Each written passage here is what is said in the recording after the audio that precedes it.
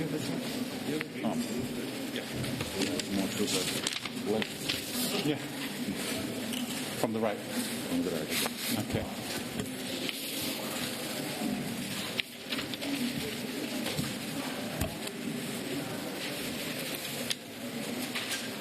Meine Damen, meine Herren, ich darf Sie. Ladies and gentlemen, warm welcome to the press conference concluding the informal meeting of ministers for economic and financial affairs here in Berlin. I'm happy to have you here, to see you here, and I would like to welcome German Finance Minister Olaf Scholz, Vice President of the European Commission, Mr. Dombrovskis, and Vice President of the European Central Bank, Luis de Guindos.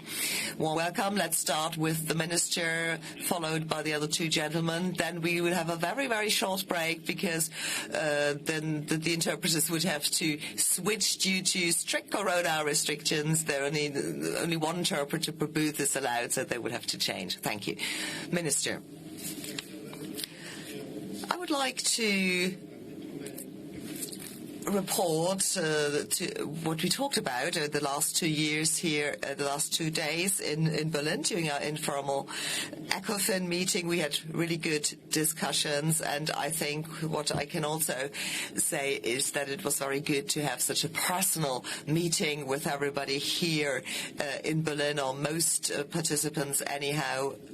We had all those video conferences in recent months, but I think everybody was happy, and they also said so, to be here, to have face-to-face meetings, especially as there are some new members to the club.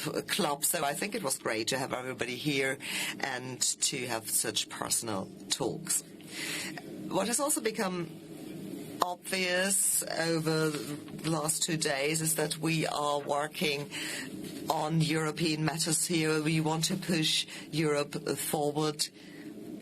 The virus is still with us. We are fully aware of that, and it has also imposed some restrictions. We're still subject to certain restrictions. We're all aware of that.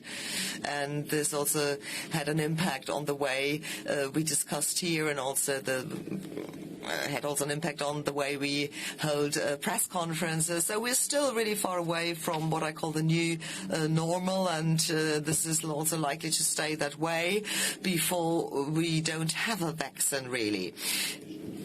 Now, the European Union has found a strong and united response to the COVID-19 crisis. I think this was the clear message sent by the resolutions taken by the European Council, also with regard to the recovery fund, and the fact that we had just a strong and united response. This is something we also talked about over the last 2 days, and this also helped Europe to recover better than expected.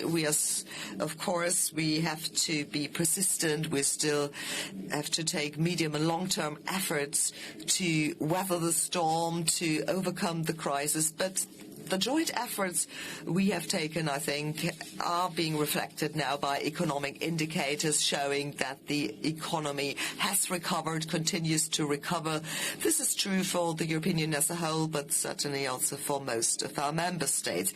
Now we'll do our very best in order to overcome the economic fallout of the pandemic, and now it's time to implement and put underway the economic recovery programs, but also the national programs. There's still some legislative work to be done, so we also need the support of our parliaments and the input of all stakeholders. We would like to use the recovery plan in order to lay the foundation for a better union, for a sustainable, sovereign and inclusive Europe, and this is why we looked at individual sectors where we need further work. We talked about own resources, for instance. Own resources are necessary for the European Union to function, especially with the new funding. We decided to raise loans together. These loans would have to be repaid. And in order to be able to repay those loans, we need new own resources, and we need to implement the decisions taken by the European Council with regard to own resources. We had a very thorough and detailed discussions on this, looking at different sources of own resources, ETS, for instance, extension of ETS to aviation and maritime transport. We also talked about the carbon border tax mechanism. We talked about digital taxes or financial transaction taxes. No matter what we will decide at the end of the day, we do need a decision, because we cannot simply raise loans in such magnitudes without having a clear idea of how we want to repay the loans. And that is why we have made a huge progress by the decisions that have been taken with regard to own resources. And now is the time, really. Now we have an impetus, given the decisions that were taken, to make progress on own resources and to possibly change the system. And again, I think this will send out the signal of a strong Europe. We also talked about the global debate underway on fair and effective taxation. That's something we also talked about this morning, in fact, because this is important not just for Europe, but really for the rest of the world. And that is why for us it is important that the discussions underway at the OECD level must continue as to what we can do in terms of minimum tax, for instance, a global minimum tax. That's one pillar, but there's another pillar concerning taxation of the digital economy.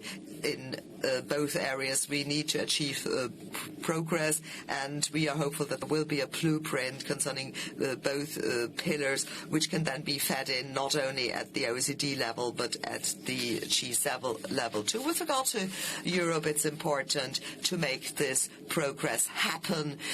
We really need to walk the talk and put the money where our mouth is, to also to make sure that legal measures will be in place, especially with regard to digital taxation. Talk about digitalization. We also talked about the digitization of financial markets, the digital revolution underway at the moment. What used to be coal and steel is data today, and this is why we have to follow up on this, looking at our banks, financial institutions, financial markets. We need to back this revolution up. Digitization will have an enormous impact in many respects, and that's why lawmakers, supervisors and policymakers, including at the European level, have to respond to this. This is what we talked about this morning. This also includes the debate on cryptocurrencies, where we believe that private cryptocurrencies, that this is something where we still need states. We need the central bank, of course, and that's why all policy stakeholders present here today will make sure that, if necessary, we might even have to prohibit such cryptocurrencies if they counteract our sovereignty. So we had a really good exchange here at the informal ECOFIN meeting in Berlin, and I think we've all come to the conclusion that we have a high level of discussion at the European level, that we all stand to gain from the results and outcome of these discussions.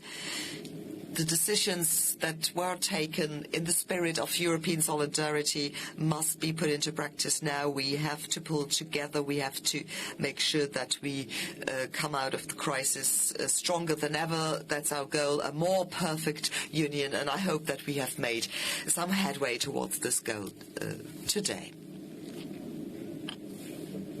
Ladies and gentlemen, dear Olaf, it's a great pleasure for me to be